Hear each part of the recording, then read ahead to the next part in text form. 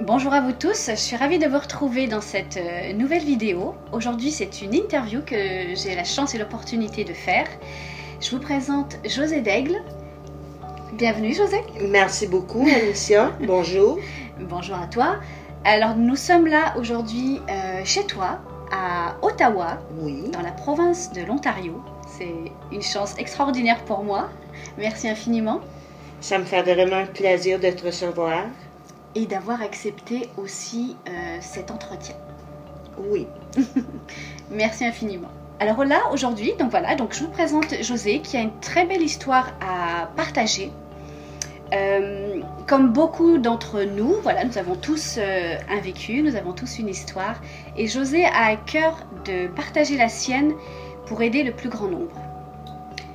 Quelle est l'histoire que tu souhaites nous partager aujourd'hui ? Moi, c'est au point de vue de la dépendance. Ok. À l'alcool et la drogue. D'accord. Tu as donc rencontré de l'addiction, j'imagine, à ces produits-là ? Oui, c'est ça. Mhm. Ça a commencé dans l'âge de 16 ans. D'accord, donc très jeune. Oui. Dans quel contexte est-ce que tu as été mise en lien ou en relation avec ces produits ? C'était par groupe d'amis à l'adolescence, vers l'âge de 16 ans, comme que je disais. J'ai commencé à boire les fins de semaine. Mhm. Mais c'était toujours d'une façon incontrôlablement. Donc quand tu as rencontré du coup l'alcool et la drogue, c'était pour t'intégrer à des groupes, pour être accepté avec certaines personnes, Oui. certains amis, j'imagine. Ça a commencé plutôt avec l'alcool, dès jeune âge. D'accord. La drogue est venue plus tard, dans mon cheminement. D'accord. Mais est-ce que du coup, voilà, tu as le prétexte de l'alcool était justement pour intégrer des groupes ? C'est ça. Être accepté, en d'autres mots, Oui. les autres, tu sais. Oui. Donc ça a été le cas, j'imagine, quand tu étais adolescente. Donc ça t'a permis d'intégrer des groupes. Combien de temps est-ce que tu as vécu dans l'addiction de l'alcool ? Une vingtaine d'années. D'accord. Et celle de la drogue ? 3 à 4 ans. D'accord. Vers la fin de ton cheminement addictif ? Oui, c'est ça. Voilà, donc tu as commencé vers 16 ans et ça t'a duré une vingtaine d'années. C'est ça. D'accord. Alors au départ, tu disais que c'était pour intégrer donc des groupes, voilà, être accepté. Est-ce que pendant ces 20 années dans lesquelles donc, tu as été en contact avec l'alcool, est-ce que tu pourrais dire que tu as toujours été en contact avec des personnes pour partager justement l'alcool notamment ? Oui. Ben, j'ai pas toujours été en contact, c'est que moi, je me sens en été, à un moment donné, dans l'isolement. Oui. Je buvais seule. Oui, voilà. Okay. C'était l'ennui qui me faisait boire, en d'autres mots. Là.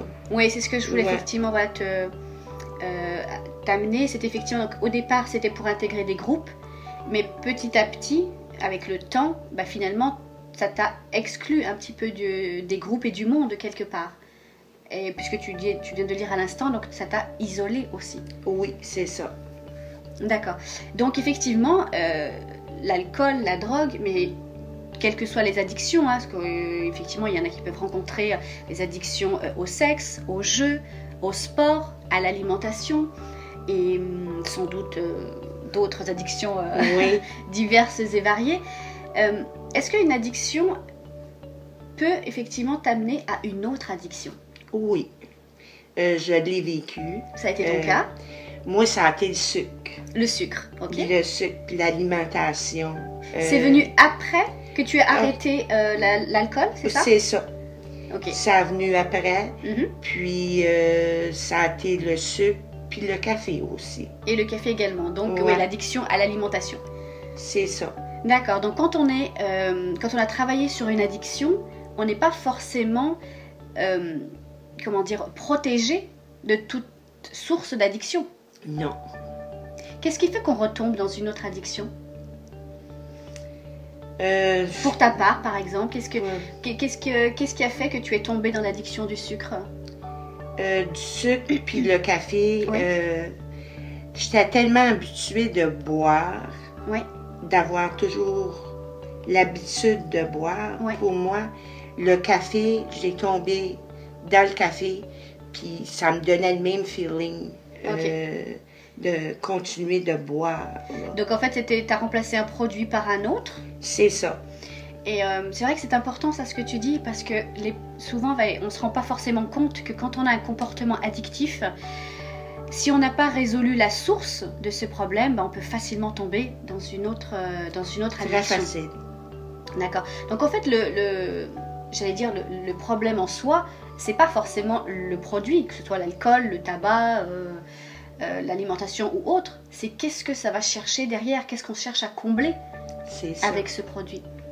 Est-ce que toi, tu saurais dire qu'est-ce que l'alcool cherchait à combler pour toi? Me sentir bien. Oui. Être heureuse. Oui. Avoir le bonheur, le grand bonheur. On cherche tout le grand bonheur. Mais je me suis aperçue que ça me faisait vivre plutôt de dépression à dépression. Ça, c'est le après. J'imagine que quand tu buvais ou quand tu faisais des excès de sucre, j'imagine que sur le moment, tu devais ressentir quand même du plaisir. Bien oui, oui. C'est après que, on va dire que les soucis commencent et quand on se rend compte que finalement, c'est pas le chemin forcément du bien-être, mais on va y retomber quand même. C'est ça. C'est ce que toi, tu as aussi expérimenté par ton parcours. C'est pas parce que tu as vécu des excès d'alcool ou des excès de sucre dont tu avais conscience que tout de suite, le lendemain, tu arrêtais. Qu'est-ce qui justement t'a fait arrêter, toi? Moi, ça a été... dès l'âge de 16 ans, j'ai été diagnostiquée avec l'épilepsie. Oui. Ça fait que ce que ça me faisait, c'est que ça m'emmenait à faire des convulsions quand que je prenais de la boisson ou de la drogue. Mais à un moment donné, j'ai fait une grosse convulsion que j'ai passée proche de la mort. Je me suis réveillée avec une... Moi, j'ai jamais vécu de gratitude de ma vie avant ça. Puis je me suis réveillée avec une grande gratitude. C'était vraiment spécial. Puis je disais merci pour cette deuxième chance à la vie. D'accord. Donc tu as rencontré effectivement toi, comme tu disais, donc à la suite d'excès d'alcool ou de drogue par la suite, donc tu vivais le lendemain avec des convulsions, c'est ça? C'est ça. Mais cette fois-ci, les convulsions étaient plus fortes, ça t'a amené à l'hospitalisation. C'est ça. Tu étais même proche de la mort. Oui. Et c'est cet événement donc, qui a été pour toi le déclic pour arrêter. Oui. C'est un petit peu, c'est le cheminement que toi tu as rencontré. C'est là que j'ai pris ma décision que l'alcool puis la drogue étaient fini pour moi. C'était fini pour toi. Ok. Ouais. Malgré que les autres, tu as eu plein d'autres signaux de la vie qui te disaient peut-être d'arrêter, que tu n'as peut-être pas forcément entendu. Que je n'ai pas écouté. D'accord. Mais donc tu étais vraiment au pied du mur. Au pied du mur. Proche de la mort pour enfin te dire et prendre la décision de j'arrête. J'ai décidé de choisir la vie. C'est ça que j'ai décidé de faire. Très bien, c'est effectivement le meilleur des choix, c'est de se choisir, c'est ce que tu as fait, de prendre soin de toi. Et donc du coup, qu'est-ce que qu'est-ce que tu disais à l'instant que tu cherchais à combler un bien-être que c'est ça. Tu n'avais peut-être pas ou que tu ne voyais pas dans ton environnement. Il se trouve aussi que les addictions souvent répondent ou veulent répondre à des blessures plus anciennes qui sont ancrées en soi, qu'on nomme justement les blessures qui nous empêchent d'être soi-même, celles que Lise Bourbeau a révélées dans son livre. Quelle est toi la blessure d'enfance que toi tu portes? Moi, c'est l'abandon qui est relié avec la dépendance. Avec la dépendance, d'accord. Oui. Donc effectivement, Lise Bourbeau a déterminé 5 blessures. Donc il y a celle que tu viens de nommer, donc la blessure d'abandon. Il y a la blessure de rejet, la blessure de trahison, la blessure d'injustice et la blessure d'humiliation. Nous sommes tous porteurs de blessures, 1, 2, 3, voilà, chacun bien évidemment de façon personnelle et à des degrés aussi différents. Mais les blessures effectivement d'abandon ou de rejet souvent entraînent derrière un comportement addictif, ce qui a été notamment ton cas. Oui. Et du coup donc le fait d'arrêter te permet maintenant donc de prendre soin de toi. C'est ça.